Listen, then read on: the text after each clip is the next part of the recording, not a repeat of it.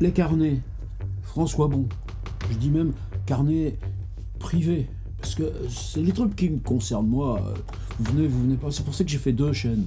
T'as une chaîne principale, celle qui existe oh là là, depuis plus de 10 ans, et qui a 11 000 abonnés. Et puis là, ben, il y a des ateliers d'écriture, il y a de longues lectures aussi de mon travail. Il y a tout le projet Rabelais. Alors, il y avait aussi les carnets, les chroniques, les voyages, et ça, mais ça avait tendance à s'enfoncer. Alors, tu hésites, parce que repartir là, ou de zéro, c'est compliqué de faire une chaîne YouTube. C'est vraiment quelque chose de physique, de difficile. Et certainement aussi la question là de s'équiper un peu en micro, en magnéto, même l'appareil, apprendre, tout ça qui est nouveau pour moi, je pense que ça fait partie. Là, mais, une chaîne 2, parce qu'au début, je voulais des petits trucs verticaux, là, de moins d'une minute. Oh ben, je me suis amusé, j'ai beaucoup appris aussi. Et puis, maintenant, revenir, alors c'était pas évident, parce que des chroniques, des carnets, des périodes, par exemple, à un moment, chaque jour, 4h45, parce que c'est le moment où, si tu fais la mise en ligne automatique, à la fois, ça te fait le matin pour les abonnés ici, là, côté France, et puis, inversement, c'est le moment où les copains là au Québec, tout ça, ils sont encore en ligne un petit peu à traîner sur leurs ordi. Alors, donc il y avait beaucoup déjà de chroniques carnet. Il y avait aussi quelque chose, je faisais une semaine, mais je prenais 4 points successifs. Et puis se dire, non, si tu fais ça, cet exercice, c'est pour toi, c'est pour chaque jour. Trouver quelque chose qui te permette le creusement, et justement parce que tu n'as pas forcément le truc évident qui te vient, eh bien, c'est le creusement qui va déceler en toi la petite fissure, la petite faille, et c'est ça dont toi tu as besoin. C'est pas d'aller faire ton blabla ou t'étaler et tout, c'est de quoi toi tu as besoin à l'intérieur de toi. Donc, chaîne 2, elle a passé les 1000 abonnés, ouais. Là, maintenant, elle arrive à 2000 heures de visionnage. Ça s'accélère un peu, ça monte. Ça veut dire que dès que j'arriverai à 4000 heures, bon, bah, on va mettre 2 mois, ça dépend de vous, hein, mais c'est bien parti. Je pourrais enfin la débarrasser des pubs. Alors, je ne sais pas si vous en avez des pubs, parce que moi, je suis abonné à YouTube Premium, donc c'est 15 balles par mois, mais inversement, ça te permet l'accès à YouTube Music. C'est pas très important, mais donc avant, j'avais, comme tellement de gens, un abonnement Spotify, mais tu as exactement les mêmes bassins de ressources sur YouTube Music, les mêmes algorithmes, c'est même des trucs, là, c'est Puffer, je sais pas, enfin, en tout cas, tu sais, ces petits tampons qui font que même si tu es dans le métro, que tu n'as plus de réseau, tu entends toujours, enfin, en tout cas, c'est Google, donc j'ai pu résilier l'abonnement Spotify, j'ai pas d'abonnement Deezer et tous ces machins-là, donc moi, comme je me sers énormément de YouTube, et puis j'ai besoin aussi de faire une veille YouTube, de regarder pas seulement les copains ça c'est important, mais ce qui se passe dans ceux qui font des trucs sur la photo, sur la vidéo, bon, moi j'ai besoin d'un YouTube sans pub, et je suis conscient que là maintenant, puisque les vidéos font souvent 10, 12, 15, des fois ça va plus, mais même si souvent c'est moins aussi, quand même, eh bien, YouTube il se permet de mettre une pub avant, si vous l'avez ça doit être triste, une pub après, si vous l'avez ça doit être triste, et surtout de mettre des vidéos en plein milieu. Alors ça, j'ose pas demander. Dites-moi là dans les commentaires comment ça marche, ou si vous arrivez encore à avoir des bloqueurs de pub. Moi, j'ai un peu perdu contact avec tout ça. Mais d'ici 2 mois, dès qu'on aura atteint, ayant passé les 1000 abonnés, on doit être à 1095 là aujourd'hui, 11 000 sur l'autre, tu vois, il y a encore... C'est pas une décision évidente de dire... Tu repars de zéro avec une chaîne 2. Et dès qu'on aura les 4000, à ce moment-là, quand je mets en ligne la vidéo, tu as une petite boîte de dialogue. Est-ce que vous voulez les pubs avant? Est-ce que vous voulez les pubs après? Ouais, mais tu parles, c'est à 1 euro pour 1000 visionnages, un truc comme ça. De toute façon, ça vaut pas le coup. Moi, le soutien, là, le truc vivant, c'est Patreon. Et Patreon, en plus, c'est la lettre hebdo du site. Je fais ma pub. C'est pas de la pub, et finalement, c'est peut-être même ça qui m'a ramené à ce livre de Robert Walser, nouvelle du jour, c'est ça que vous en parlez. Est-ce que c'est se faire de la... Non, c'est se dire comment tu partages le travail et que si moi je prends le travail d'un autre, ben, s'il a un Patreon, je le soutiens aussi. C'est une sorte de dialogue qui se passe comme ça. Je laisse en repos, mais cette question-là voilà comment ça se passe chez Walser.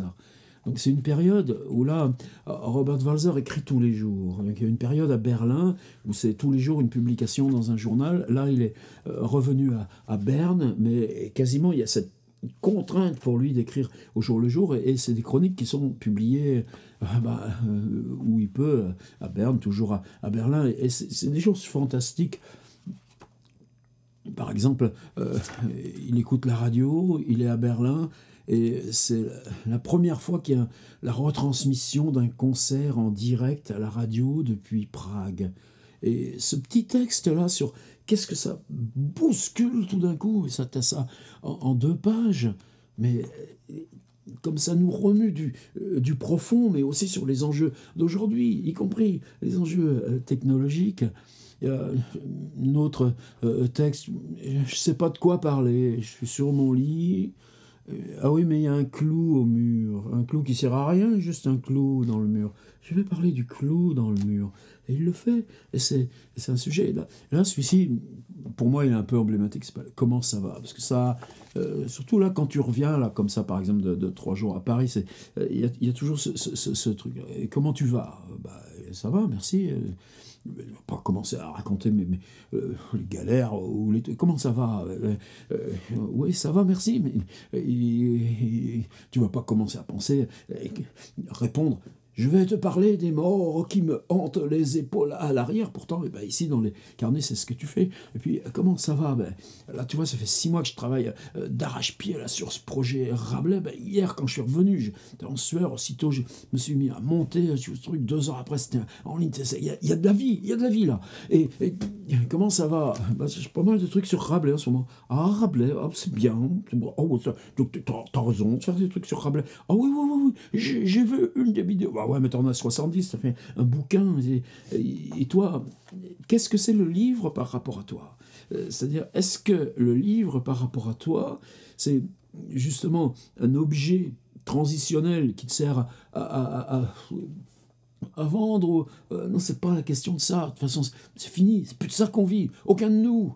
Même tous ceux qui ont des livres qui sont plus exploités par les éditeurs et qui s'en plaignent, pourquoi au moins tu diffuses-les toi-même, même si c'est presque rien. Ce presque rien, il devient tellement important, ce truc-là. Comment tu vas?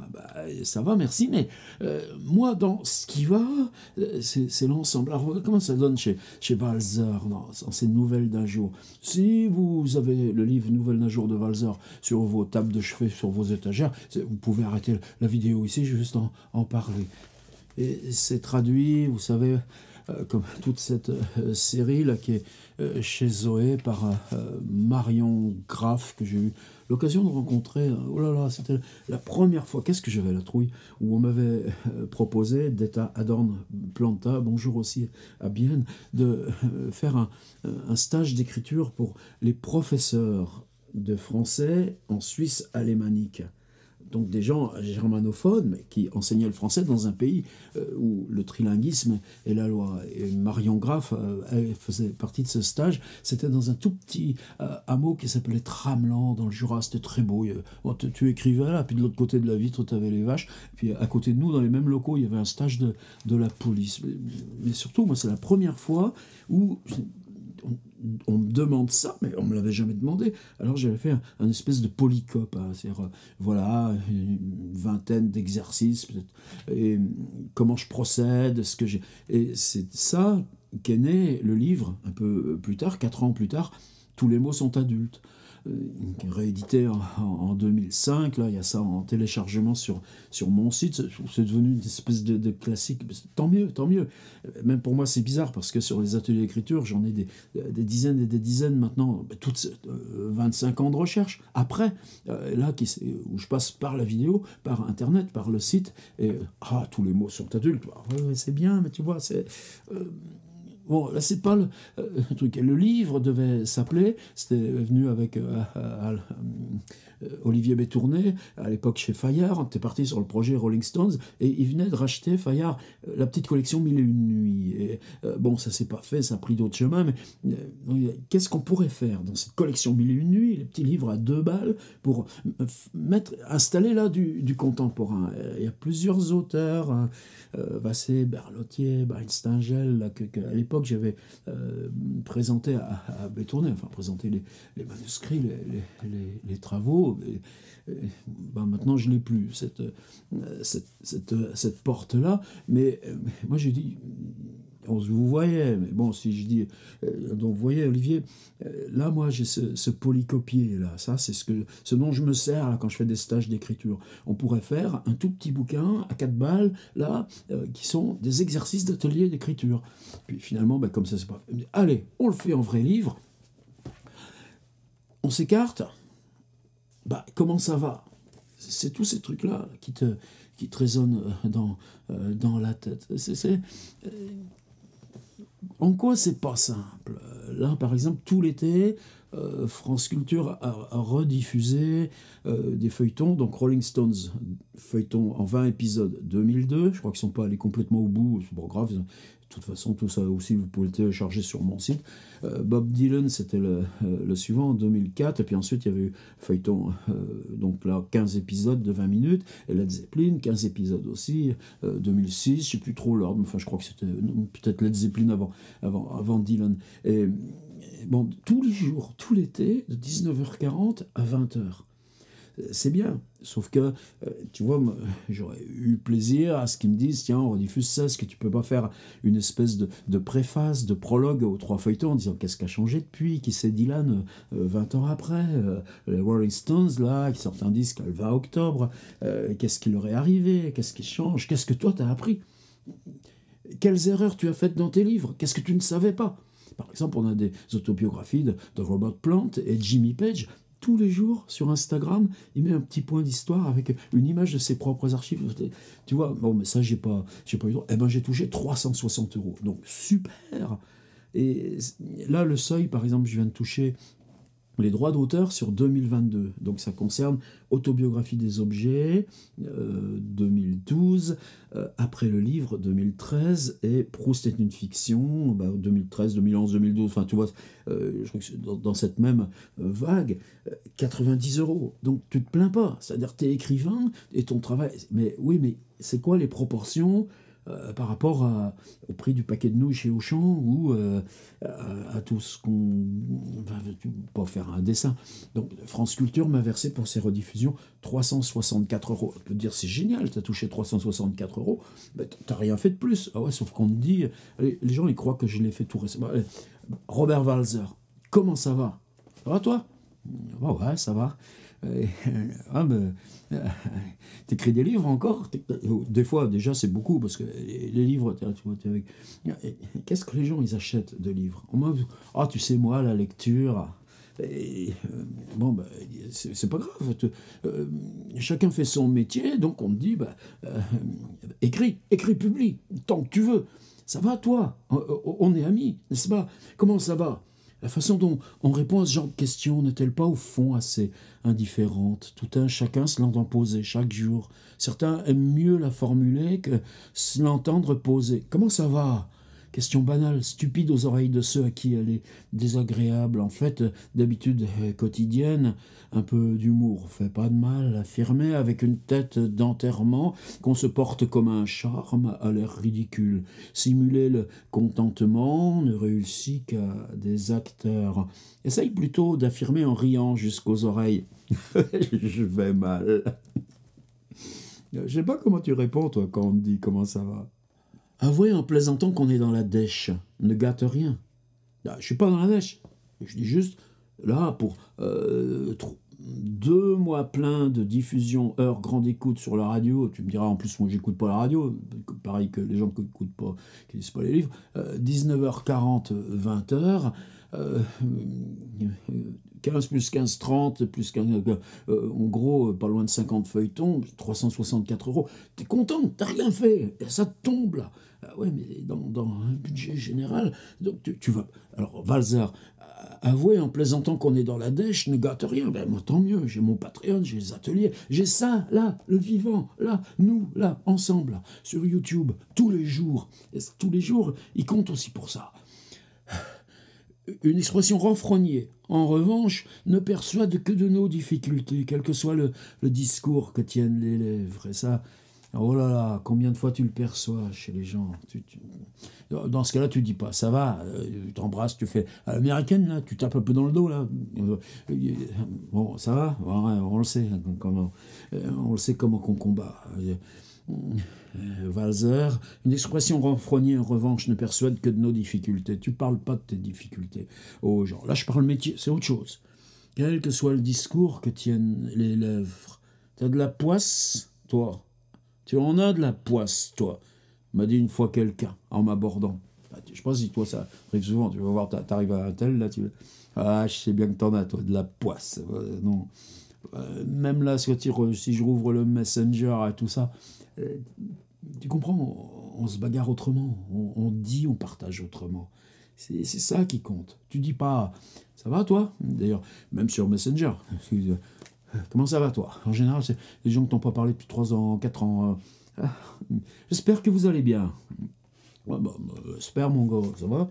Ouais, de toute façon, ça va, globalement. Regarde-moi, tu vois? Ça pulse. Enfin, ça pulse pendant les 10 minutes de la vidéo. Enfin, après, c'est pas la même chose, mais globalement, ça va. T'en as de la poisse, toi, m'a dit quelqu'un en m'abordant. Je le laissais dans cette douce croyance. Me serais-je évertué à le détromper? T'en as de la poisse, toi. Bah ouais, toi. Non, ça va. Et Walzer, toi, il s'y connaît quand même. En plus, là, après, ce sera le silence. Ce sera 20 ans dans cet hôpital psychiatrique et mourir dans la neige. Il se serait dit que son hypothèse était la bonne. T'en as de la poisse, toi? Ah, t'en as de la poisse, toi? Ouais. C'est pas comme ça que ça marche, entre nous. Pourquoi les gens devraient-ils croire à tout prix que je vais bien? Je trouve étrange. Ah, bah, tiens... Oh, tu vois, 70 balais, t'as pas trop mal là, oui, tu sais, la force, la petite souris, là, oh là là, oh, l'arthrose, là, dans cet articule. Bon, tu racontes pas tes misères, enfin. Pourquoi les gens devraient-ils croire à tout prix que je vais bien? Je trouve étrange. Cher François, bon, j'espère que vous allez bien. De toute façon, toi, tu fais tes écritures pour la peine. En plus, tu fais des livres, ça te regarde. Chacun a les loisirs qu'il peut. Je trouve étrange celui qui craint de donner à penser qu'il n'est pas heureux. Je trouve étrange celui qui craint de donner à penser qu'il n'est pas heureux. Chapeau, Marion Graff. Son anxiété y pourvoira, de toute façon. Pourquoi on fait ça, là, YouTube? Tous mes potes, là. Si c'est pas l'anxiété. C'est pour ça, Walzer. Ton attitude exprime à tout moment où tu en es, avec une clarté enviable. Inutile de t'en faire pour ça. Tu vois bien, aux épaules, aux yeux. Alors qu'en fait, on va tantôt bien, tantôt mal. Est-ce que ça n'alterne pas le plus gentiment du monde? Avons-nous lieu de nous plaindre de monotonie à ce propos? Rebondissement. Voilà le dernier paragraphe de Walzer. Nous sommes tous des joueurs. Ah? Alors c'est quoi pour toi la réponse à ça? Quand il t'a pris comme ça, Walzer, là, toute une page, que des petits trucs où ça va toi? Et nous sommes tous des joueurs. Ça s'exprime comment pour toi? Là, moi, je joue. Ce n'est pas d'aller toujours bien qui est décisif. L'important, c'est de continuellement bien jouer, c'est-à-dire de faire preuve de bonne volonté. Fin. Robert Walzer. Nouvelle du jour, titre du chapitre, comment ça va? Et tu vois, pour moi, en fait, tout se ramène à ça. Même là, dans ces 2 jours et demi de stage d'écriture, là, c'est pour ça que ça rumine encore longtemps. Tu te dis, cette fichue littérature, est-ce que ça compte encore? Est-ce que justement c'est pas déjà fini? Tu parles d'auteur, et je parlais de Dante, du Quichotte, et tu te dis, mais c'est notre monde à nous et c'est plus leur monde à elle et eux. Et tout d'un coup, t'as ce désarroi là de sauter dans le vide. Tu dis non, c'est pas le vide, on nie encore, on partage encore, on s'obstine encore. Mais c'est qui le nous qui nous obstinons encore? Plusieurs fois d'ailleurs, quand tu dis nous, tu penses à quoi? Tu penses à qui? C'est ce désarroi qui fait que là, Robert Walser, mais infiniment précieux, même sur des choses si simples. Ça va toi? Question est pour toi aussi. Que ça, moi, la littérature elle est là. Soit livre, soit là dans l'échange parlé.